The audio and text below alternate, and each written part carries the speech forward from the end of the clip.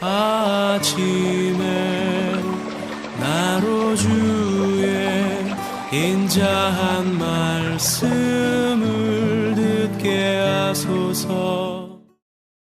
성도 여러분 안녕하세요. 금요일입니다. 오늘도 하나님의 은총이 여러분들의 삶의 자리에 가득하기를 간절히 소망합니다. 말씀 한 곡입니다. 시편 33편 12절부터 22절까지의 말씀을 봉독해 드립니다. 여호와를 자기 하나님으로 삼은 나라 곧 하나님의 기업으로 선택된 백성은 복이 있도다.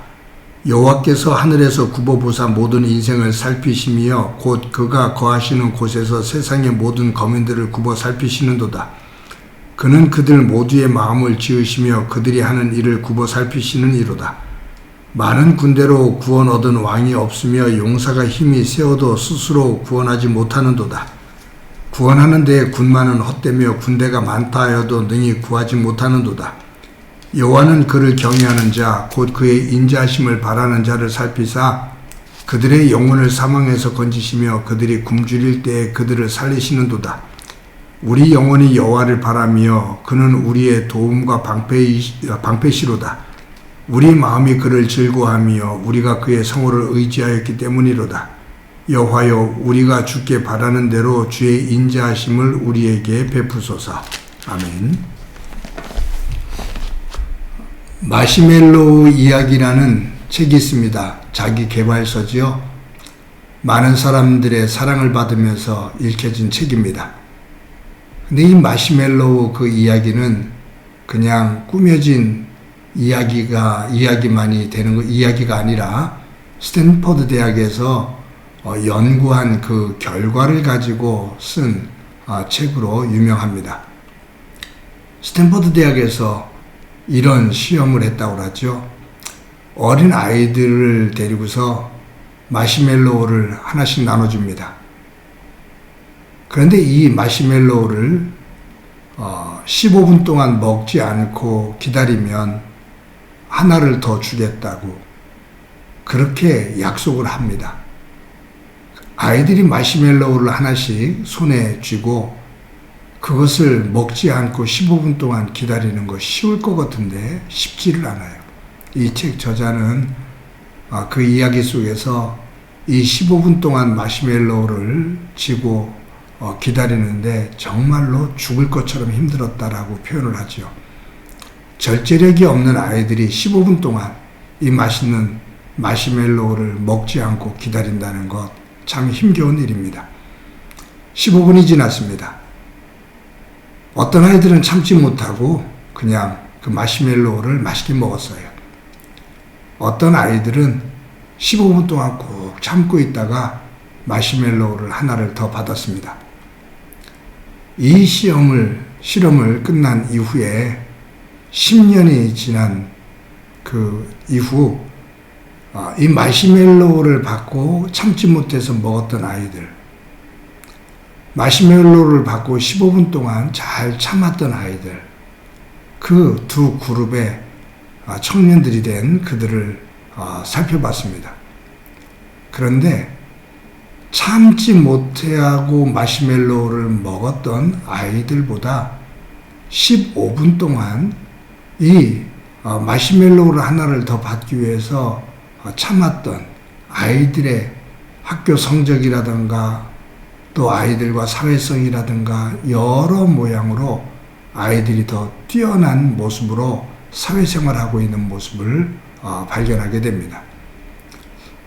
그런 의미 속에서 더 나은 미래를 위해서 참고 또 기다릴 줄 아는 사람이 더 성숙하게 사회생활을 하며 사회생활을 성공적으로 이끌어갈 수가 있다라는 그러한 결론에 도달하게 됩니다. 그런 것을 바탕으로 해서 쓴 책이 마시멜로우 이야기죠.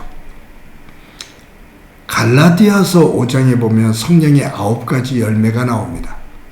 사랑, 희락, 화평, 오래 참음, 자비, 양선, 충성, 온유, 절제입니다. 사랑에서 시작해서 절제로 끝나는 9가지의 열매입니다. 근데 이 9가지 열매 가운데 절제는 맨 마지막에 있죠. 그래서 이 절제를 사람들은 성령의 9가지 열매라고 생각하지 않는 사람들도 있습니다. 별로 이것을 성령의 열매라고 생각하지 않는 거예요. 또 성령의 9가지 열매 가운데 맨 마지막에 있기 때문에 9가지 열매 중에서 가장 작은 열매로 생각을 합니다. 그런데 하나님께서 이 성령의 9가지 열매를 쭉 말씀하시면서 마지막에 절제의 열매를 둔 것, 말씀하신 것, 이것은 작기 때문이 아니라 귀중한 교훈이 있다라고 저는 생각을 합니다. 여러분, 과유불급이라는 말이 있죠. 무엇이든지 아무리 좋은 것도 과하면 차라리 모질람만 못하다 그 말이에요. 아무리 좋은 것도 너무 과하면 그것이 없느니만 못하다. 절제가 필요하다 그 말이에요. 사실 사랑도 희락도 화평도 오래 참음도 자비와 양선, 충성, 온유 이 모든 것들도 절제가 필요합니다. 이것이 너무 과해지면 도리어 그 의미를 잃게 되고 거기에서 나오는 부작용들이 또 여러 가지가 있어요. 그래서 이 절제는 모든 것들의 그 조절, 균형감 이런 것들을 말할 수가 있는 거죠. 저는 오늘 본문을 묵상하다가 본문과 좀 다른 방향일지 모르지만 이 절제에 대한 말씀이 생각이 났습니다. 이 절제력, 이것이 우리 신앙이 얼마나 중요한지 다시 한번 깨닫게 되고 느껴보는 그런 시간이었습니다. 특히 16절 이하에 보면 많은 군대로 구원 얻은 왕이 없으며 용사가 힘이 세어도 스스로 구원하지 못하는도다. 구원하는 데는 군만은 헛되며 군대가 많다 하여도 능히 구하지 못하는도다. 여러분, 우리는 세상에 살면서 복 받기를 원하죠. 근데 이 복이 대체적으로 물질의 량, 그리고 크기, 높은 것, 이런 것을 중심으로 복을 받았다, 복을 받지 못했다 라고 말합니다. 물질적인 것, 큰 것, 많은 것 중요하지요. 그런데 이것보다 더 중요한 것이 있습니다. 그것은 뭐냐면 내가 하나님으로부터 받은 은혜, 그 복을 잘 다스릴 수 있는 절제력입니다. 이 절제력을 잃으면 하나님으로부터 받은 이 복을 가지고 도리어 하나님의 이름을 망령되이 일컫고 진정한 믿음의 복의 자리에서 떠날 때가 많기 때문입니다.